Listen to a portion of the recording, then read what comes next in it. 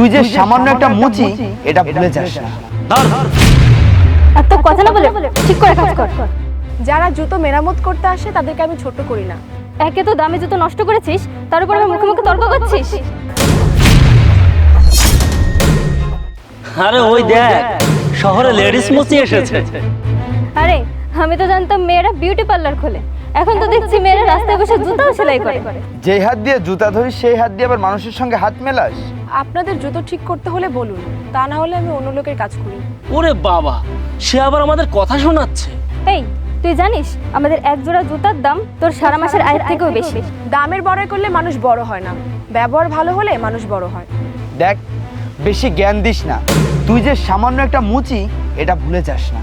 হ্যাঁ, আমি মুচি, কারো টাকা আমি চুরিও করি না, হাত পেতেও খাই না। আমি পরিশ্রম করে অর্থ উপার্জন করে খাই। পরিশ্রম? এই কাজকে আবার পরিশ্রম বলে? যে কাজে ঘাম ঝরে সেটাই পরিশ্রম, বুঝতে পেরেছেন? এই এত কথা রাখ, ধর এই জুতোটা ঠিক করতে পারবি? এই জুতার এত দাম, তুই যদি কোনো ক্রমে নষ্ট করে ফেলিস তাহলে তোর এই পুরো দোকান বিক্রি করেও এই জুতার দাম হবে না। জুতোটা তো অনেকটাই নষ্ট হয়ে গেছে, কিন্তু চেষ্টা করলে ঠিক করা যাবে। ঠিক করতে পারলে টাকা পাবি, আর যদি নষ্ট হয় তাহলে সব ক্ষতিপূরণ তুই দিবি। আমি কাজ শুরু করার আগে একটা কথা বলি। ঠিক আছে, কি বলবি বল।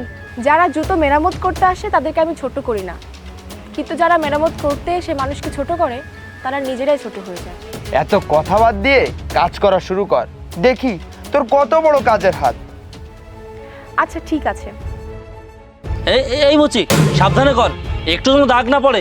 কাজের সময় কথা কম বললে কাজটা আরো ভালো হয়। এই তুই আবার আমাদের মুখ বন্ধ করতে শেখাচ্ছিস? এই তুই জানিস এই জুতার দাম কত? দাম জানি না, তবে যার জিনিস তার কাছে নিশ্চয়ই মূল্যবান। হ্যাঁ, অবশ্যই মূল্যবান। এই জুতার দাম কত জানিস? 30,000 টাকা। এত টাকা কখনো চোখে দেখেছিস? এত টাকার কথা শুনে তোর হাত কাঁপা শুরু হয়ে গেছে? হাত কাঁপছে না, তবে দায়িত্ব নিয়েই কাজ করছি। শোন, এত বড় বড় কথা বলা বাদ দে। তুই ভুলে যাস না যে তুই সামান্য একটা মুচি। তোর এত বড় বড় কথা আসে কোথা থেকে? হ্যাঁ, আমি মুচি, তবে আমার কাজে কখনো আমি প্রতারণা করি না। এই যদি এই জুতা কিছু হয় না, তোর জীবন শেষ করে ফেলবো। ভয় দেখিয়ে ভালো কাজ করানো যায় না। এই তোর তো সাহস কম না, তখন থেকে মুখে মুখে তর্ক করে যাচ্ছিস। সাহস না থাকলে মানুষ পরিশ্রম করে বাঁচতে পারে না। এই এত কথা না বলে ঠিক করে কাজ কর। আরে এটা কি করলি? আরে দিলি তো আমার জুতা নষ্ট করে। আমি তো ইচ্ছা করে এমনটা করিনি, আপু লাথি দিল তাই তো এমনটা হলো। কি? একে তো দামি জুতো নষ্ট করেছিস, তার উপর আমার মুখে মুখে তর্ক করছিস।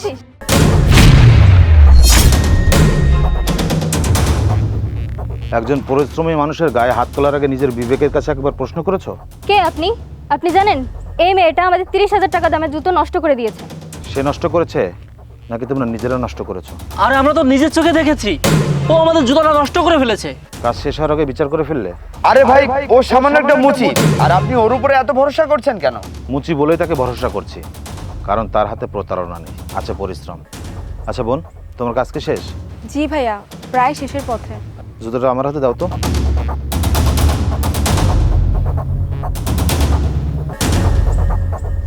বাহ, অসাধারণ।